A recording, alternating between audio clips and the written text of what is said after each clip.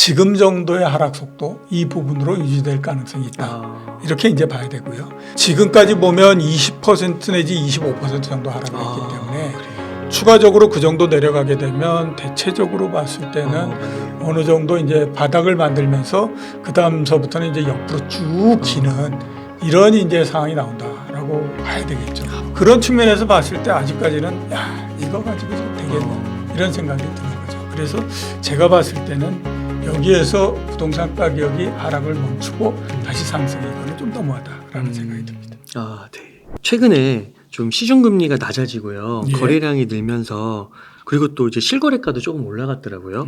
그러면서 이제 바닥은 나왔다. 지금 사야 한다라는 목소리가 나오고 있는데요. 어떻게 생각하시는지요? 글쎄, 글쎄. 이렇게 한번 말씀드리고 싶습니다. 네. 그 주가가 떨어질 때에 이렇게 그러니까 주가가 2021년도 중반 정도서부터 내려오기 시작을 했잖아요.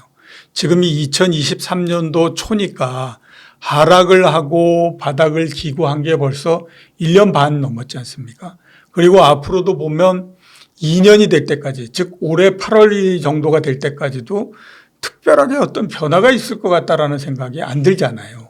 올해 말까지 만약에 제가 생각했던 대로 주가가 박스권을 기록을 한다라고 하면 그 2년 반 동안에 걸쳐서 주가는 떨어지고 옆으로 가고 이러는 상황이 나오는 거지 않습니까?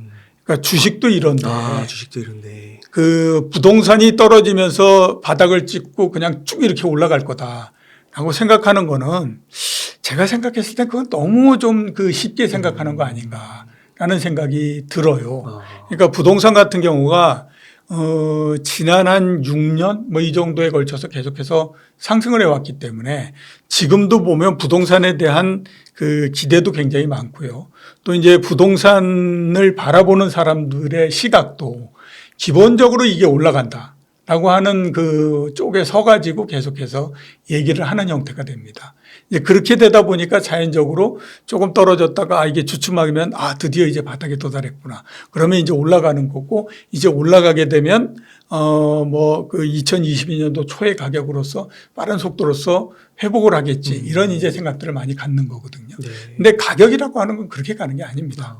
그렇기 때문에 일단 여기에서 바닥을 찍는다라고 하는 것도 쉽지가 않을 뿐만 아니라 바닥을 찍었다라고 해서 가격이 올라가는 것도 또한 나오기가 굉장히 어려운 부분들입니다. 네. 그러니까 자꾸 그런 쪽의 얘기나 이런 것들에 귀를 기울이실 필요가 없다라고 하는 거죠. 주식시장에서 이런 얘기 많이 하거든요. 자본시장이라고 하는 것은 굉장히 악마적인 속성을 갖고 있어서 네. 들어오는 사람들을 모두 다 끌어들여 가지고 그 사람들을 모두 다 손해를 보게 만들고 그래야 하락의 끝을 내고 뭐 어떻게 한다라는 얘기들을 전부 다요. 많이 얘기하거든요. 부동산 시장도 마찬가지입니다. 지금 거에서 이거 괜찮지 않을까? 이제 바닥이 아닐까?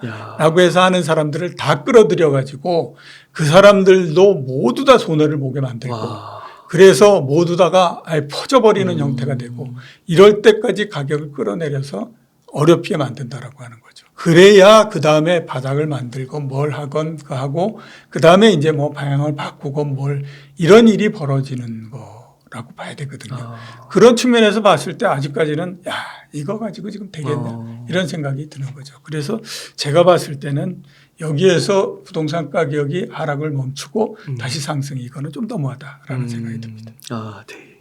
그러면은 그렇군요. 그러면은 지금은 바닥이 아닌 건가요? 예, 그렇죠. 그렇게 네. 봤을 때에 지금은 바닥은 아니고요. 지금 나오고 있는 하락이 좀 주춤해지는 것 같다. 이런 것들은 도대체 왜 나오는 거냐. 이거는 우선 보게 되면요. 올해 초 작년 말 이때에 한국부동산원 그 데이터 기준으로 해서 한 주에 0.8%씩 가격이 떨어졌습니다. 이거는 유지가 될 수 있는 게 아니에요. 왜냐하면 한 주에 0.8% 떨어지면요. 한 달이면 4, 8은 30이 3.2%씩 떨어지는 거예요. 1년이면 얼마입니까? 거의 40%씩 떨어지는 거예요. 이런 속도로 내려갈 수는 없어요. 그렇기 때문에 그 0.8% 이렇게 떨어지는 게 속도가 너무 빨라서 이게 속도 조절이 돼야 되는 거거든요. 지금은 보면 한 주에 한 0.27% 그러니까 대략 한 0.3%씩 떨어지고 있습니다. 지금 정도 하락의 속도가 제가 봤을 때는 유지 가능한 정도의 속도다라는 생각이 들어요. 그러니까 페이스가 굉장히 빠른 속도로서 오다가 그 하락하는 페이스가 이게 줄어들다 보니까 사람들이 이제는 하락이 멈추는 거 아니야? 이게 페이스가 줄어들었으니까 이런 그 생각이 드는 거거든요. 근데 그게 아니라 지금 정도의 하락 속도 이 부분으로 유지될 가능성이 있다. 이렇게 이제 봐야 되고요. 그다음에 어떻게 됐든지 1월 3일 날 정부가 가지고 있는 모든 그 힘을 다 동원해 가지고 부동산에 대한 규제를 다 풀어버린 형태가 됐잖아요. 그러면 그거에 따른 효과가 시장에서는 그래도 어느 정도는 나와야 되잖아요. 그러니까 그거에 따른 거에서 그 효과도 좀 있다라고 봐야 될 것 같고요. 그 다음에 이제 최근에 나오는 건 특례 보금자리론이라고 해서 9억 이하. 9억 이하의 그 집을 살 수 있게 정책적으로 이제 그 대출을 해주고 지원을 해주고 하는 부분들이거든요. 그게 이제 계속해서 작동을 하고 있는 그런 상태인데 이게 워낙 빨리 나가다 보니까 한 해의 예산으로서 잡아놨던 부분들이 이제 시간이 지나면 소진이 돼버리는 형태가 됩니다. 빨리 나가고 있네요. 예, 그렇죠. 그게 이제 40조 정도 잡혀 있는데 이미 30조 훨씬 더 넘게 나갔기 때문에 이게 남은 게 이제 얼마 없는 그런 그게 되는 거죠. 자, 근데 문제는 뭐냐면 그렇게 해서 그게 40조 다 나갔다.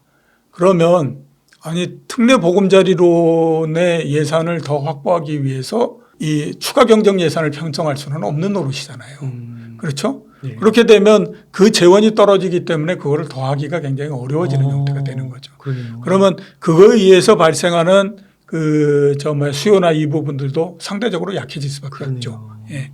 그런 것들을 우리가 감안하게 되면 받아줄 수가 없는 거죠. 예, 예. 그렇게 따지면 지금 정도의 하락 이 부분들은 이제 정상적으로 계속해서 이런 걸로 해서 그냥 유지되면서 꾸준히 이제 내려가는 그런 게 되지 않을까라고 봐야 되는 거죠. 그 아까 말씀하실 때 주당 한 0.3씩 떨어진다고 하셨잖아요. 예. 그럼 뭐 예를 들어 한 달에 그러면은 한 1.1%라고 쳤을 때 예. 1년이면은 12% 예. 산술적으로 계산했을 때 예, 예. 그러면은 지금부터 한 그 정도는 더 떨어져야 된다고 이렇게 좀 단순하게 생각해도 되는 걸까요? 예, 그런 정도 더 내려갈 수 있죠. 제가 제일 처음에 출연했을 때 여기는 아니었고요. 그 했을 때 이번에 서울 지역 아파트 같은 경우에는 실거래 가격이 맨 정점에서 그러니까 꼭지에서 40% 정도 하락해야 아마 끝이 날 겁니다라고 말씀을 드렸었거든요. 지금까지 보면 20% 내지 25% 정도 하락을 했기 때문에 그래요. 추가적으로 그 정도 내려가게 되면 대체적으로 봤을 때는 맞네요. 어느 정도 이제 바닥을 만들면서 그 다음서부터는 이제 옆으로 쭉 기는 이런 이제 상황이 나온다라고 봐야 되겠죠. 그러니까 당분간은 아무튼 뭐 그런 모양 되지 않을까라는 생각이 좀 듭니다. 그 앞으로 그 미국이요 금리를 올리고 예. 그 금리 차가 벌어지니까 한국도 좀 올리게 되면 예. 그런 것도 또 영향을 미치게 될까요? 영향을 미치기는 하는데요. 네. 제가 이번에 이제 부동산 이렇게 움직이고 할 때에 우리나라에서 부동산 전문가다라고 하는 사람들이 얘기를 쭉 이렇게 들어보고 이제 유튜브를 통해서 나오는 거 보고 이렇게가 있는데 제가 들었던 생각이 뭐냐면요. 주식 시장에서 주식을 보는 우리도 엉터리지만 부동산 시장에서 우리나라 부동산을 얘기하는 저 사람들도 진짜 엉터리다. 이런 생각을 굉장히 많이 했었거든요. 네. 더 엉터리다라는 생각이 들었었는데 이제 많은 전문가들이 그 얘기를 합니다. 지금 이제 이렇게 부동산 가격이 떨어지고 그러는 게 금리를 인상하기 때문이다 하는 얘기를 굉장히 많이 해요. 맞아요. 물론 그 역할이 굉장히 큽니다. 근데 그거보다도 더 역할이 큰 건 뭐냐면 가격이 높기 때문입니다. 네. 그러니까 가격이 높기 때문에 이 부동산이 자기 가격을 못 이기는 형태가 된 거거든요. 그래서 그냥 놔둬도 가격이 떨어질 가능성이 굉장히 높아진 상태였는데 그게 금리 인상이라고 하는 거에 핑계거리를 얻으면서 속도를 빨리 하게 만들어진 거죠. 자, 그러면 여기에서 금리를 내리면 그러면 방향이 바뀌겠느냐. 여태까지 보면 그렇지 않아요. 대개 보면 가격이 자기 무게를 못 이겨서 내려갈 때는 충분히 떨어져 가지고 이제 정도면 뭐 많이 내려온 거 아니야? 라는 생각이 만들어져서 가격에 대한 부담이 사라질 때까지 계속해서 내려가는 것이 일반적인 형태거든요. 그러니까 금리라고 하는 것이 높은 게 됐다 안 됐다라고 하는 것이 그 떨어지는 속도를 조절하는 데에서는 역할을 하지만 얼마 밑으로 떨어지지 못하게 만들고 이러는 것들은 안 나옵니다. 그러니까 여기에서 이제 금리를 인상하고 하는 부분들도 거꾸로 놓고 생각하게 되면 아주 큰 폭으로 인상을 해가지고 사람들을 정말 경악하게 만들고 이러는 형태가 아니다라고 하면 크게 그 부동산 가격에 영향을 주거나 이러지는 않는다라고 봐야 되겠죠. 그러니까 금리를 인상한다고 하더라도 제가 봤을 때는 그렇게 크게 그게 결정적으로 뭐 중요한 역할을 한다 이렇게 보기는 좀 어렵지 않나 싶습니다. 그 가격이 못 이긴다는 거는 소득이 예. 그걸 받쳐주지 못한다 이렇게도 볼 수 있을까요? 소득 대비 너무 집값이 높다. 예, 그런 부분들 있고 네. 또 하나는 뭐냐면 단기적으로 가격이 어느 정도 됐느냐 하는 것들이죠. 그러니까 가격이라고 하는 것이 우리가 일상적으로 봐오던 가격이 있잖아요. 예. 예를 들어서 보면 삼성전자 주가 최근 들어서 쭉 보면 한 1년 막 이렇게 해서 보면 우리가 일상적으로 봤던 삼성전자 주가 그래 6만 원 정도 뭐 이런 정도였지라고 이제 보잖아요. 근데 그게 어느 날서부터 갑자기 막 올라가기 시작을 해서 주가가 한 13만 원 정도가 됐다. 그러면 그 시점에서는 사람들은 와 가격이 너무 높아 이렇게 이제 생각을 하게 됩니다. 네. 그거는 뭐 삼성전자가 앞으로 그 이익이 얼마만큼 늘어난다 뭐 이렇게 얘기하는 거하고 상관없는 부분들이에요. 그거는 사람들이 갑자기 가격이 바뀌었기 때문에 그거에 대해서 적응을 못하는 그런 국면이 나오는 거거든요. 그러면 일단은 적응할 수 있는 데까지 가격이 떨어지는 형태가 되고 그 다음에 이제 적응을 통해 가지고 다시 가격이 올라가거나 뭐 이러는 형태가 나와야 되는 거거든요. 그러니까 자기 가격, 이제 가격을 못 이긴다라고 하는 건 그 두 가지를 한꺼번에 얘기하는 거죠. 그러니까 순간적으로 가격이 어떻게 돼 있느냐. 그 다음에 또 소득에 대해서 가격이 어떻게 돼 있느냐라고 하는 부분들인데 지금은 보면 순간적인 가격도 소득에 대한 가격도 모두 다 높은 형태죠. 소득에 대한 가격은 우리가 PIR이라고 얘기하잖아요. 네.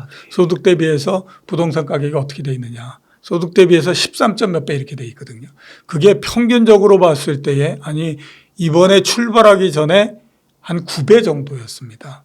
그게 지금도 13배다라고 하는 거는 소득이 그렇게 늘어날 가능성이 없으니까 굉장히 높은 상태 이렇게 봐야 되는 거잖아요. 거기에다가 이번 같은 경우에는 코로나19가 발생하면서 갑자기 가격이 2배가 돼버리는 형태가 됐죠.